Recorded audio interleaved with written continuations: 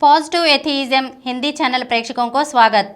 आज मैं विवेक मोहन से लिखी हुई राजा राम मोहन राय पुस्तक में स्वतंत्र रहेंगे या फिर नहीं रहेंगे के बारे में आपके सामने प्रस्तुत करना चाहती हूँ।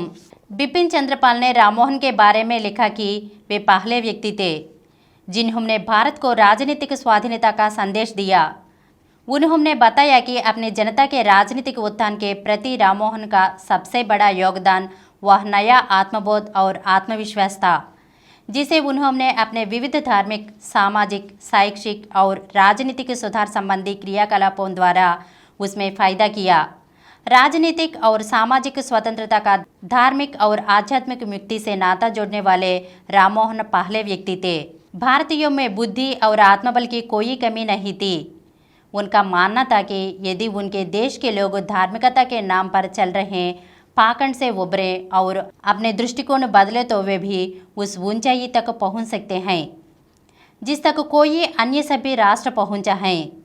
उनका दृढ़ विश्वास था भारतीय वे सभी काम कर सकते हैं जो उन्नतिशील देश के लोग कर रहे हैं, बस उन्हें सही दिशा की ओर अग्रसर करने की आवश्यकता है। राममोहन किसी भी स्थिति में भारत और भारतीयों के बारे में की गई आलोचना को स्वीकार नहीं कर सकते थे।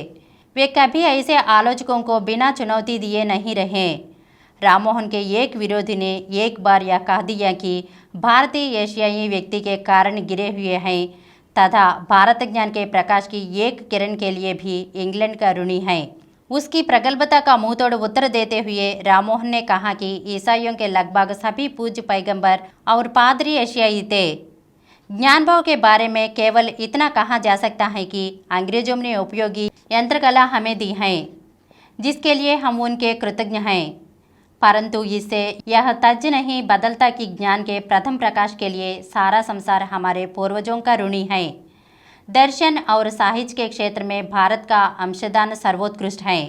सही अर्थों में भारत की भूमि को अपने माता समान और भारतीयों को भाइयों सा प्रेम देने वाले राममोहन भारत की गरिमा को ठेस पहुंचाने वाली किसी भी बात को चुपचाप नहीं सह सकते थे।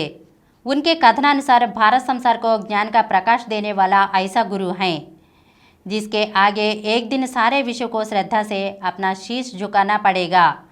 भारत को आत्मनिर्भर देखने की चाह में जो प्रयास उन्होंने किए वह एक समर्पित व्यक्ति की कर सकता था। यहाँ पर उल्लेख करना आवश्यक है, जब राममोहन फ्रांस से इंग्लैंड लौटने पर एक प्राणघाती रोग से पीड़ित होकर ब्रिस्टल में रोगी शैया पर पड़े थे तो उस समय उन्हें एशिया के राष्ट्रों को सभ्य बनाने वाले और उन्हें ज्ञान का प्रकाश देने वाले तथा सुदूर पूर्व एवं सुदूर पश्चिम के माझ सोनों की कड़ी के रूप में स्थित स्वतंत्रता, प्रभावशाली एवं प्रबुद्ध भारत का आभास हुआ। अगले एपिसोड में राजा राम मोहन राय के बारे में और कुछ अंशों को जानेंगे। धन्यवाद।